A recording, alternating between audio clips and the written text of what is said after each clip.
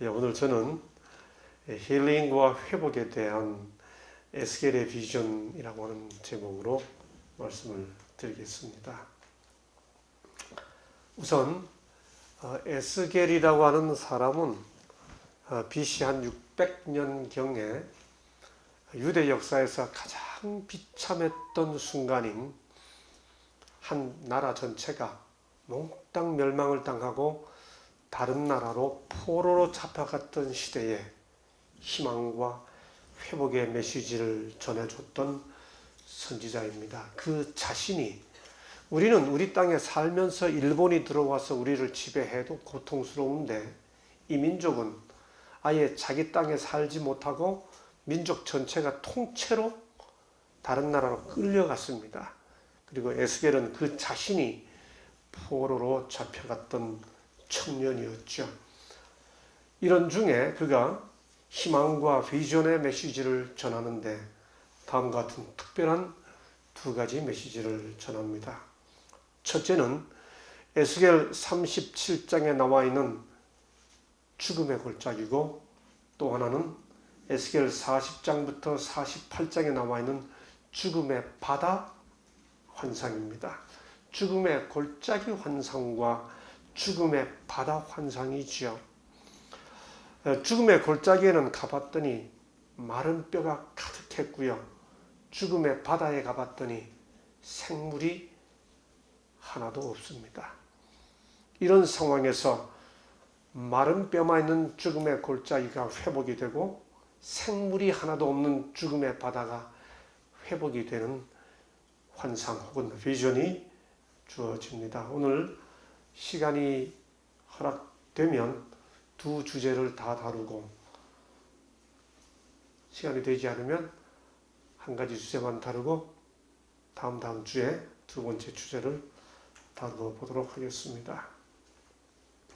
먼저 에스겔 37장에 기록되어 있는 죽음의 골짜기 비전을 함께 보겠습니다. 제가 성경을 읽겠습니다. 하나도 어렵지 않으니까 제가 제공해드린 화면을 보시면서요, 본문을 제가 읽을 테니까 따라 읽어주시면 되겠습니다. 여호와께서 권능으로 내게 임재하시고 그의 영으로 나를 데리고 가서 골짜기 가운데 두셨는데 거기 뼈가 가득하더라. 나를 그 뼈 사방으로 지나가게 하시기로 본즉 그 골짜기 지면에 뼈가 심히 많고 아주 말랐더라. 바싹 마른 뼈가 다 흩어져 있습니다. 그가 내게 이르시되 인자야, 이 뼈들이 능히 살 수 있겠느냐 하시기로 내가 대답하되 주 여호와여, 주께서 아시나이다. 때때로 어떤 일을 하다가 이렇게 해야 될지 저렇게 해야 될지 잘 알지 못할 때 동력자들, 후배들, 제자들 불러서 뭔가 힘을 좀 얻기 위해 이거 어떻게 하면 좋겠어 이렇게 물었을 때 이 친구들이 교수님 알아서 하세요 그렇게 하면 제가 힘을 받을까요? 화가 날까요? 화까지는 안 나도 짜증나겠죠. 알아서 하세요. 마른 뼈를 보고 하나님께서 마른 뼈를 보여준 다음에 선지자에게 인자야, 이 뼈들이 능히 살 수 있겠느냐? 그러면 못 삽니다 하든지 살 것 같은데요 하든지 둘 중에 하나로 대답해야 되는데 주께서 아시나이다. 알아서 하세요. 뭐 그런 말이죠. 이게 무슨 의미일까요? 여러분, 하나님께서 이 에스겔 선지자에게 그 자신이 포로가 되어 있는 이 에스겔 선지자에게 왜 이런 환상을 보여주셨을까요? 이런 걸 보여준 하나님의 의도의 의미를 이해하려면 역사적 배경을 조금 살펴봐야 됩니다. 한번 보시죠. 이 그림은 BC 605년에 실제로 있었던 유대 역사에서 가장 비참한 순간을 나름대로 그려놓은 그림입니다. 여기 골짜기가 있죠. 이 골짜기는 예루살렘 언덕에 가보면 예루살렘은 세 가지 골짜기가 있습니다. 그 앞에 기드론 골짜기라고 키드론 밸리라고 그래서 기드론 골짜기가 있고, 왼쪽에 가보면 흰놈의 골짜기라고 있고, 흰놈이 그냥 영어 발음으로 스펠링을 쓰면 HINNOM인데 제가 이 흰놈의 골짜기 하니까 우리 학생들이 강의를 듣다가 하얀 놈 이렇게 쓰더라고요. 그 하얀 놈이 아니고 그냥 흰 놈이라는 발음입니다. 고유명사입니다. 이쪽이 흰 놈의 골짜기고 이쪽이 기드론 골짜기고, 지금은 없어졌습니다만 이 가운데 티로포에온 골짜기라고 세 골짜기가 있습니다. 예루살렘은 그래서 그 지형 자체가 천혜의 아주 뭐라 그럴까요? 지형이 아주 그야말로 천혜의 계곡입니다. 이런 곳에 바벨론 제국이 침입을 해서 보시는 대로 성전까지 불태우고 포로들을 끌고 가고 있는 순간이지요. 여러분, 곧 지금도 그렇습니다만, 지금도 우리들이 그렇게 생각하기 쉽죠. 교회하고 절이 서 있는데 교회에 불나고 절은 멀쩡해요. 그런데 사람들이 하나님 뭐 하신 거야? 이런 생각할 수 있죠. 그렇죠? 그런데 고대에는 특별히 성전이 무너지면 그건 하나님이 패배한 것이라고 하는 인식이 확실했습니다. 바벨론 제국은 마르둑이라고 하는 신을 섬기는 나라였고요. 예루살렘은 하나님을 섬기는 나라였는데 그 마르둑을 섬기는 제국의 임금이 쳐들어와서 하나님을 섬기는 예루살렘 성전을 다 불태우고 백성들을 포로로 끌고 갑니다. 이렇게 끌고 가서 그들이 바벨론에 끌려가서 포로가 됐죠. 여러분, 일제시대 때 저 동남아로 끌려갔던 우리 그 탄광에서 고생하던 그 우리 한인들 얼마나 한설이었어요.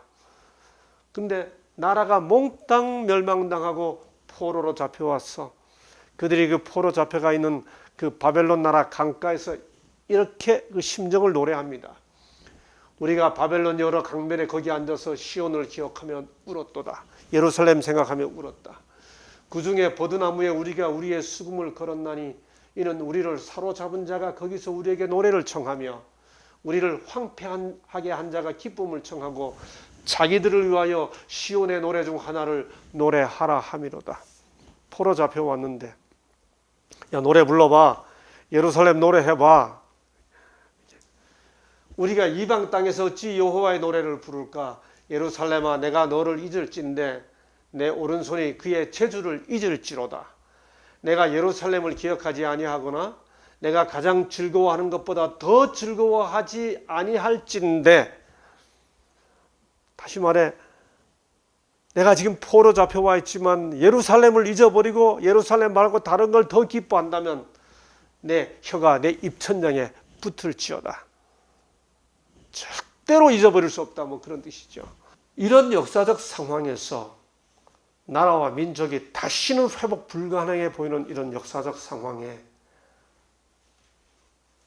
하나님께서 젊은 선지자 에스겔에게 이 계시를 보여주었습니다. 마른 뼈, 골짜기에 가득합니다. 그렇게 보여주신 다음에 하나님께서 선지자에게 이렇게 말하지요. 또 내게 이르시되 너는 이 모든 뼈에게 대언하여 이르기를 너희 마른 뼈들아 여호와의 말씀을 들을지어다. 주 여호와께서 이 뼈들에게 이같이 말씀하시기를 내가 생기를 너희에게 들어가게 하리니 너희가 살아나리라. 너희 위에 힘줄을 두고 살을 입히고 가죽으로 덮고 너희 속에 생기를 넣으리니 너희가 살아나리라. 또 내가 여호와인 줄 너희가 알리라 하셨다 하라. 여러분, 민족적으로 희망을 완전히 상실하고 역사적으로 회복이 불가능하다고 생각하는 이스라엘 백성들, 그들에게 하나님께서 선지자를 통해 마른 뼈 골짜기를 보여주고 바싹 마른 뼈들만 모여있는 골짜기를 보여준 다음에 이 뼈들이 어떻게 되겠냐? 주께서 하시나이다. 여러분, 그 말은 무슨 말인가 하면 살 가망이 없습니다. 그런데 하나님께서 하신다면 살리실 수 있겠죠 라는 고백이 담겨있는 대답이지요. 절망하고 있는 백성들입니다. 희망이 없다고 생각하는 상황, 역사적 상황이지요. 그 상황을 바싹 마른 뼈로 보여주고 있습니다. 어떻게 될 것 같냐? 살 것 같냐?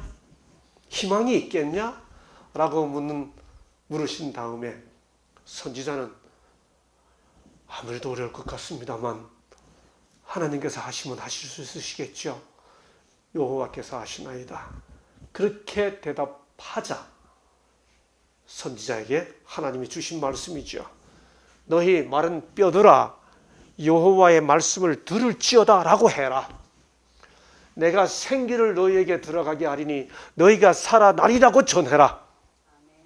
그리고 너희 위에 힘줄이 생길 거고 살이 생길 거고 가죽이 생길 거고 그런 다음에 생기가 들어가게 되면 너희가 살아나리라고 말해라. 그런 다음에 내가 여호와인 줄 너희가 알리라 하셨다고 해라. 하나님께서 선지자에게 이렇게 말하자 선지자가 이에 내가 명령을 따라 대언하니, 이게 환상, 비전입니다. 환상입니다. 대언할 때 소리가 나고 움직이더니 그 다음 보세요. 이 뼈 저 뼈가 들어맞아 뼈들이 서로 연결되더라. 내가 또 보니 그 뼈에 힘줄이 생기고 살이 오르며 그 위에 가죽이 덮이나 그 속에 생기는 없더라. 우선 갈갈이 흩어져 있던 뼈들이 하나님의 명령을 따라 서로 연결되는 사건이 일어납니다. 그런데 아직 생기가 없습니다. 또 내게 이르시되 인자야 너는 생기를 향하여 대언하라. 생기에게 대언하여 이르기를 주 여호와께서 이같이 말씀하시기를 생기야 사방에서부터 와서 이 죽음을 당한 자들에게 붙어서 살게 하라. 굉장한 비전이지요. 에스겔서에서 어쩌면 가장 널리 알려진 유명한 비전입니다. 이에 내가 그 명령대로 대언하였더니 생기가 그들에게 들어가매 그들이 곧 살아나서 일어서는데 극히 큰 군대 같더라. 이 장면을 어떻게 예쁘게 묘사한 그림이 있을까 살펴보다가 아무리 찾아도 없고 어린아이들에게 설명해 주는 그림이 있어서 보세요. 저 뒤에 뼈들이 있는데 뼈들이 서로 막 여기는 지금 막 연결되고 살이 오르고 힘줄이 일어나는 순간이고요. 여기 제일 앞에는 생기까지 들어가서 일어나는 모습인 거죠. 에스겔의 비전 중에서 가장 희망 어린 그런 비전입니다. 이게 무슨 뜻일까요?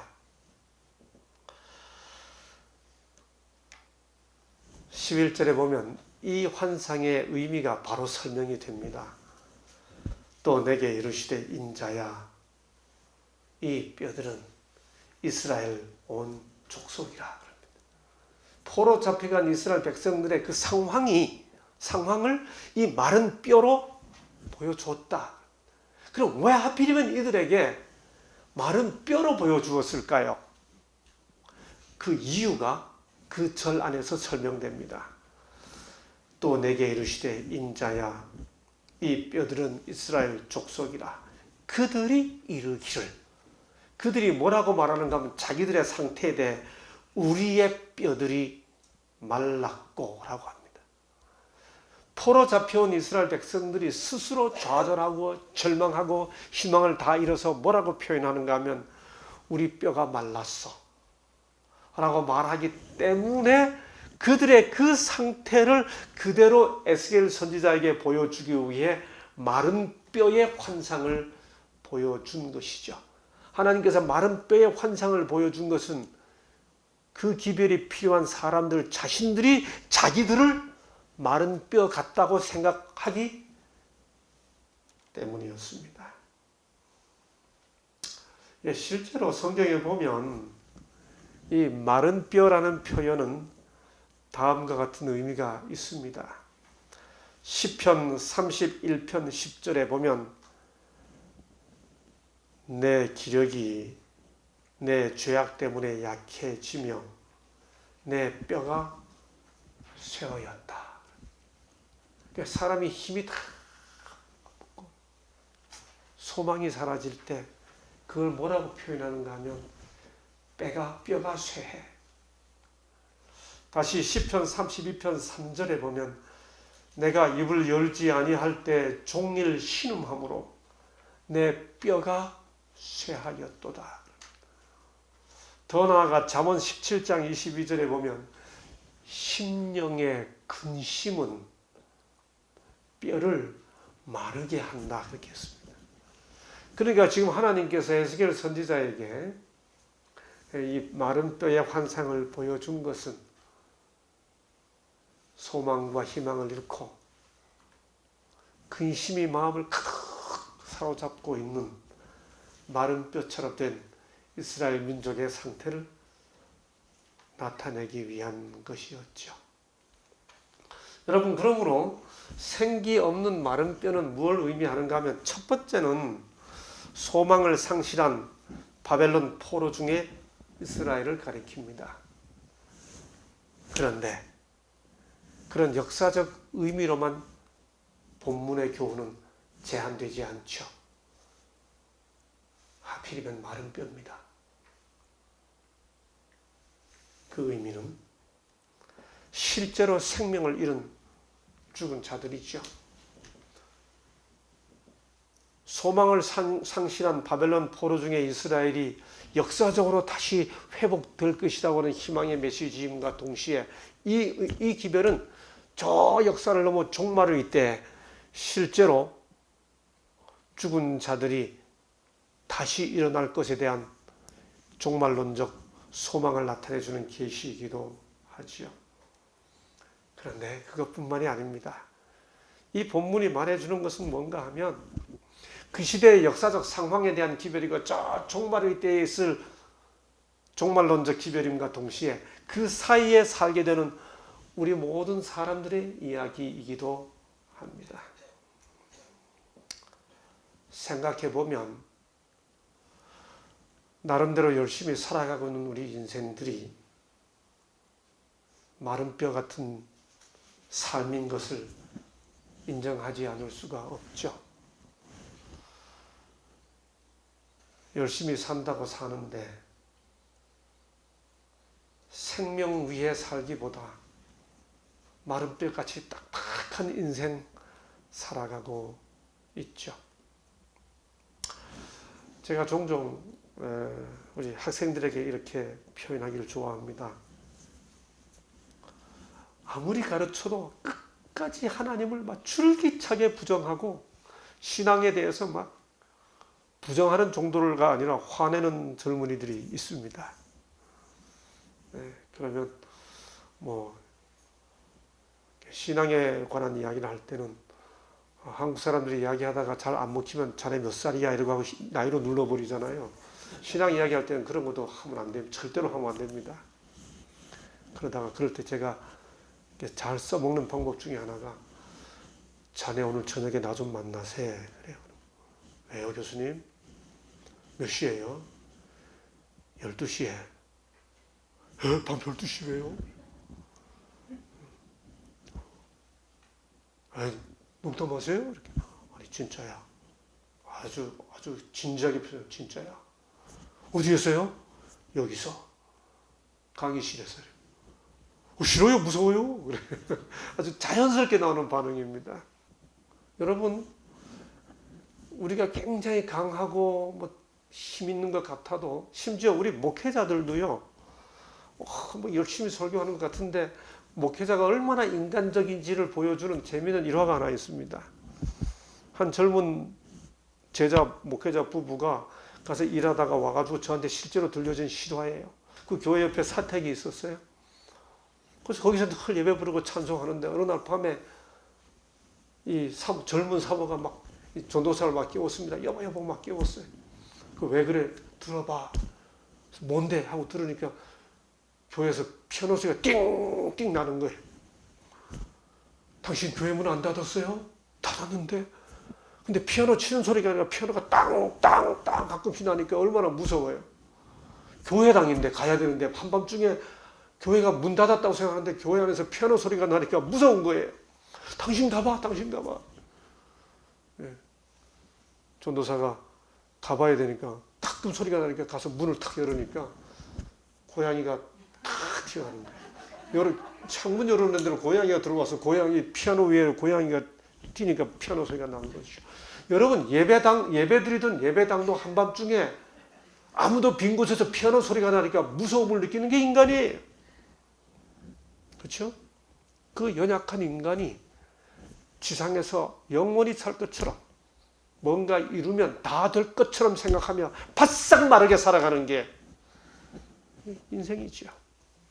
생각해보면 재밌다고 하는 것들 정말 허전하게 짝이 없는 것들이고 인생의 목표는 사는 것 자체가 목표고 라이프의 목표는 라이프여야죠. 직업은 목적 가치가 아니에요. 직업은 철저하게 수단 가치일 뿐입니다. 먼 사가 되든 어떤 분들 저보고 그래요. 아유, 교수님도 되시고 박사님도 되시고 뭐 총장님도 하시고 여러분 그게 목적일 수는 없는 거죠. 생각해보면 다 바싹 마른 것뿐입니다. 하나님 없다면 It's meaningless. 그래서 뭐 어쩌자고요? 그렇게 열심히 살아서 학위 받아서 뭐 어쩌자고요? 그렇게 열심히 살아서 돈 벌어서 뭐 어쩌자고요?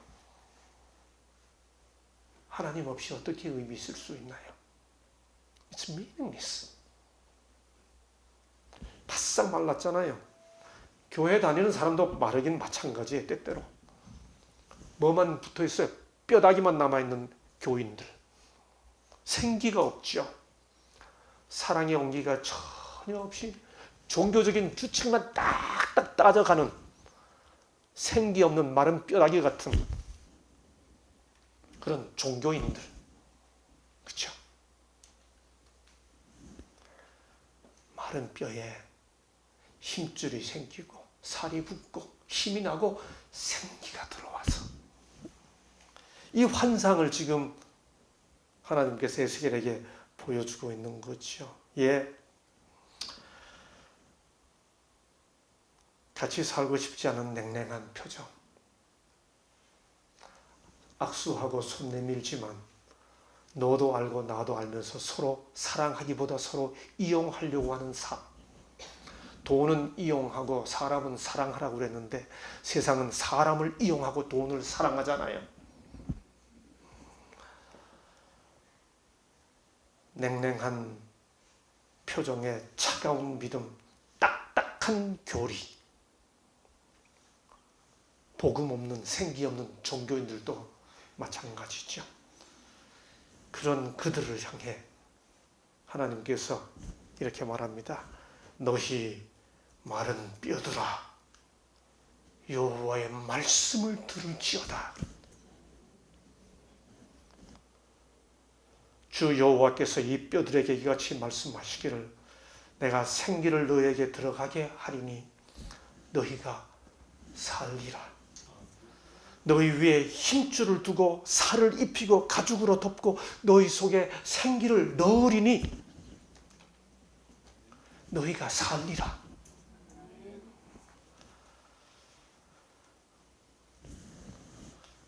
이 말씀 그대로 마른 뼈 같은 인생, 마른 뼈 같은 종교에 힘줄과 살과 가죽이 붙어서 그리고 마침내 생기가 들어와서 힘있게 회복되는 역사가 이스라엘 역사에만 과거에 있었던 것이 아니라 우리 개인들의 삶 속에 오늘 있었으면 좋겠습니다. 바싹 마른 뼈에 하나님께서 선지자를 통해 너희 마른 뼈들아 여호와의 말씀을 들을지어다. 여호와의 말씀을 들을지어다 했어요. 살다가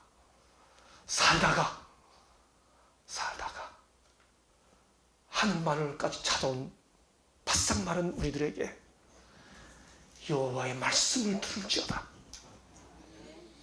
힘줄을 두고 살을 입히고 가죽으로 덮고 마침내 생기가 들어오게 하는 여호와의 말씀을 들을지어다.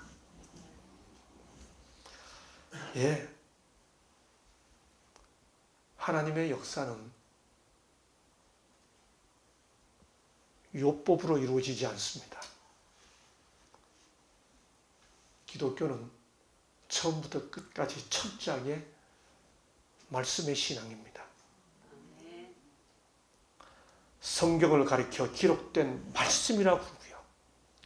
구주로 이 땅에 오신 예수님을 가리켜 아예 성육신 하신 말씀이라고 부르고요. 설교를 가리켜 흔히 뭐라고 표현하는가 하면 선포되는 말씀이라고 합니다. 기독교 신앙은 보는 신앙이 아닙니다. 기독교 신앙은 듣는 신앙입니다. 성경 자체가 말하지요. 믿음은 들음에서 나며 들음은 그리스도의 말씀으로 말미암는다. 그래서 성경은 주의 말씀은 내 발의 등이요 내 길의 빛입니다. 무엇로 내 발의 등과 내 길의 빛을 삼을 것이냐 하는 거죠. 세상에 이론이 너무 많잖아요. 정보에 더 들어가면 들어갈수록 더 많은 정보들이 더 깊고 더 많은 것 같잖아요. 그래서 오히려 내 소중한 삶을 맡기기에는 헷갈리잖아요. 무엇로 내 인생의 길을 등으로 삼고 빛으로 삼을 것이냐고요. 마른 뼈들아 여호와의 말씀을 들을지어다.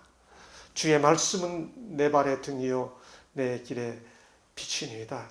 풀은 마르고 꽃은 시드나 우리 하나님의 말씀은 영영이 서리라. 하늘마을은 말씀에 기초한 공동체이고 하늘마을은 말씀에 기초해서 음식을 만들고 하늘마을은 말씀에 근거하여 생기가 여러분에 들어가기를 소망하는 공동체입니다. 그래서 말씀을 근거하여 확신을 나누어 드리고 싶고 말씀에 근거하여 소망의 힘이 여러분을 일으켜 세우기를 기도하는 공동체입니다. 그래서 이렇게 말하죠. 내 영혼아 내가 어찌하여 낙심하며 어찌하여 내 속에서 불안해하는가. 너는 하나님께 소망을 두라. 그가 나타나 도우심으로 말미암아 내가 여전히 찬송하리로다.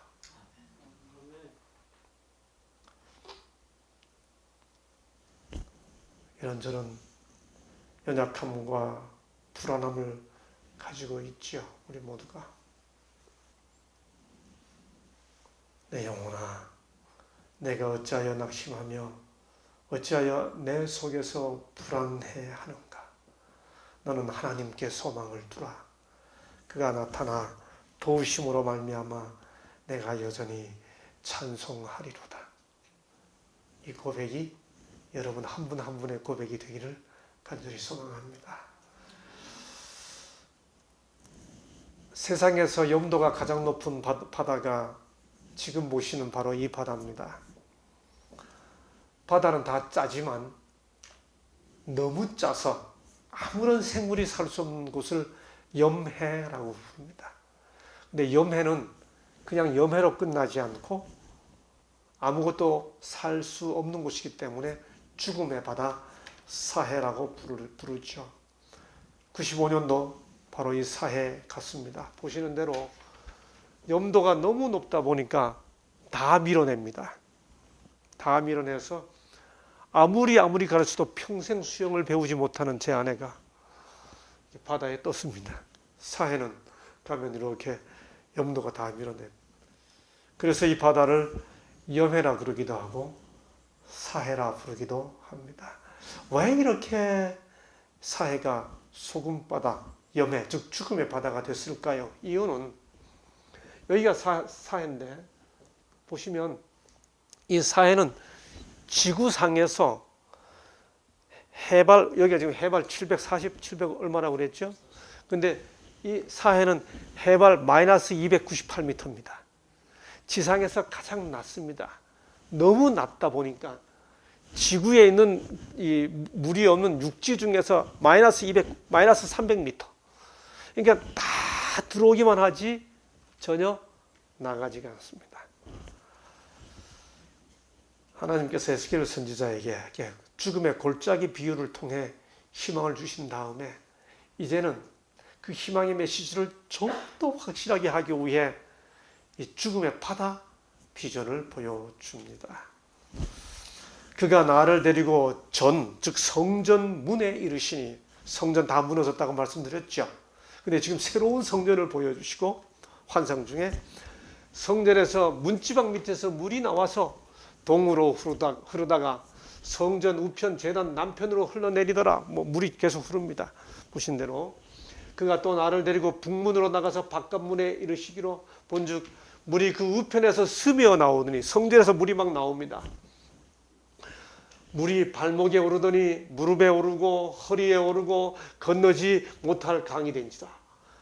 발목에 오르고 무릎에 오르고 허리에 오르고 살이 붙고 힘줄이 나고 튼튼해지고 같은 내용입니다. 내가 돌아간 즉 강 좌우편에 나무가 심이 많더라. 이 물이 동방으로 향하여 흘러 아라바로 내려가서 바다에 이르리니, 사해에 이르리니 그 말입니다. 흘러내리는 물로 그 다음 그 바다의 물이 소성함을 얻을지라, 고침을 받을지라 그 말입니다. 너무 짜서 모든 걸 밀어내는 사해, 죽음의 바다가 어떤 기적적인 사건을 통해 그 바다의 물이 고쳐진다고 이야기하죠. 이 47장 8절의 이 말을 다른 역본으로 읽으면 이렇게 되어 있습니다. 이 흘러내리는 물로 그 바다의 물이 되살아나리라 그랬습니다. 죽은 바다 물이 되살아납니다. 그리고 이어지는 구절은 이렇게 말하죠. 이 강물이 흐르는 곳마다 번성하는 모든 생물이 살고 또 고기가 심히 많으리니 그 물이 흘러 들어가므로 바닷물이 되살아나겠고 이 강이 이르는 각처에 모든 것이 살 것이며, 죽음의 바다 염해, 죽음의 바다 사해가 살아날 뿐만 아니라 다른 것들을 다 되살리는 강물이 된다고 하는 비전을 보여주고 있는 것이죠. 사해가 되살아났습니다. Revival, 부흥이죠. Recreation, 재창조죠. 이게 붙여서 Recreation이 됩니다만, Recreation, 재창조가 되는 거죠. 이건 New Creation, 새 창조가 되는 거죠. 여러분, 그러면 이게 이렇게 되도록 하기 위해 왜 사해가 죽음의 바다가 됐는지부터 이해해야 되겠죠. 왜 그렇게 됐나요? 사해가 왜, 소금바다가 왜 죽음의 바다가 됐죠? 아까 말씀드렸죠. 해발 마이너스 300이기 때문에 주지 않고 받기만 하기 때문에 그렇습니다. 소중한 교훈을 배울 수 있죠. 되살아나는 길이 뭔가, 이게 왜 죽게 되었는가 하는 겁니다. 계속 받기만 했기 때문이죠. 여러분, 자기라고 하는 영어 단어에 이고라는 단어가 있잖아요. 이 이고와 연결된 단어가 두 가지가 있습니다. 보시죠. 이 그림 참 잘 그려서 사진 잘 찍었어요. I입니다. 여기 자기 모든 관심이 자기에게 있기만 한 사람을 나타내는 영어 단어 두 가지가 있는데 하나는 egoist, 하나는 egoist입니다. 여러분 egoist가 뭐고 egoist 굉장히 유사한 의미입니다만 약간의 의미 차이가 있습니다. egoist하고 egoist. 이 egoist는 뭔가 하면 모든 일을 오로지 자기 이익만을 위해서 하는 사람. 아주 철저한 자기중심주의자. 흔히 이기주의자 이렇게 표현하잖아요. 똑같은 자기중심주의자인데 이고이스트는 이익중심자라면 이고티스트는 자기 공로중심자. 모든 일이 나 때문에 이루어졌다고 생각하는 사람. 이고티스트. 모든 걸 자기가 손해는 요만큼 다 보고 이익만을 위해서 하는 사람. 이고이스트. 너, 나 할 것 없이 우리는 다 철저하게 자기중심적이라는 거죠.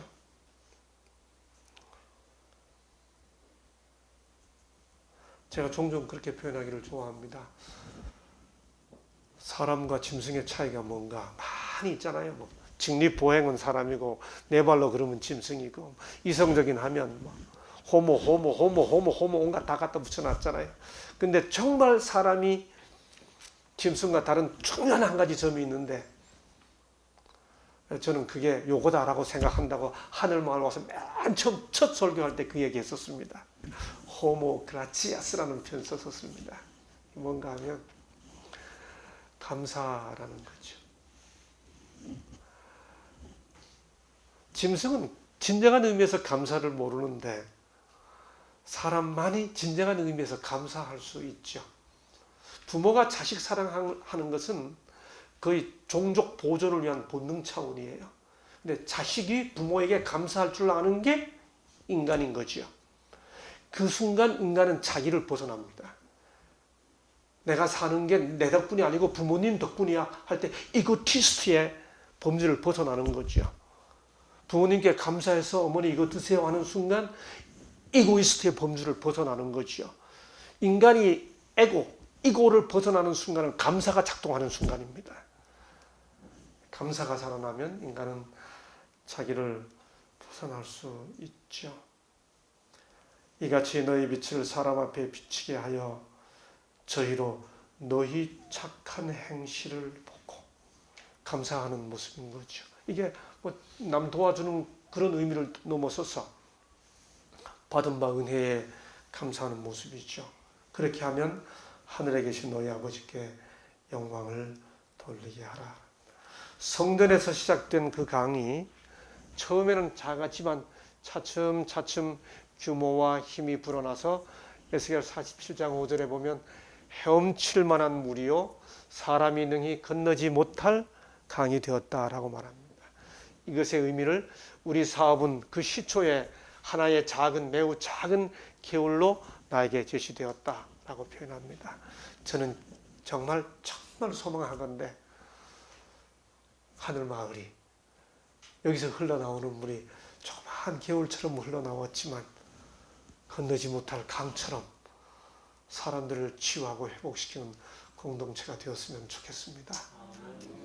여기를 찾아오신 한 분 한 분이 처음 하나님의 말씀을 듣기 시작하면서 살이 붙고 힘줄이 오르고 가죽이 붙기 시작하더니 발목까지 오르고 무릎까지 오르고 허리까지 오르고 강이 되는 경험을 여러분 개인의 삶 속에서 하게 되었으면 좋겠습니다. 그렇게 되기를 축복합니다. 그렇게 되기를 축복하고 기도합니다. 음식 드시는 분 한 분 한 분의 회복이 발목까지 되다가 무릎까지 되다가 허리까지 되다가 강처럼 이루어지는 축복을 누리셨으면 좋겠습니다. 그런데 그 역사는 받기만 하던 사회에 강물이 흐르면서 생명이 넘쳐 흐르더니 강처럼 되면서 그 사회가 만국에 흘러나가기 시작하는 순간 이루어집니다. 받기만 하고 절대로 주지 않는 삶을 사는 사람은 곧 축복을 잃어버린다. 만일 진리가 그로부터 남들에게로 흘러가지 않는다면 그는 수용 능력을 잃게 된다. 우리가 새로운 축복을 받고자 한다면 우리는 하늘의 좋은 것들을 나누어 주어야 한다. 아파서 찾아오신 여러분에게 제가 감히 커다란 도전을 하나 드리겠습니다.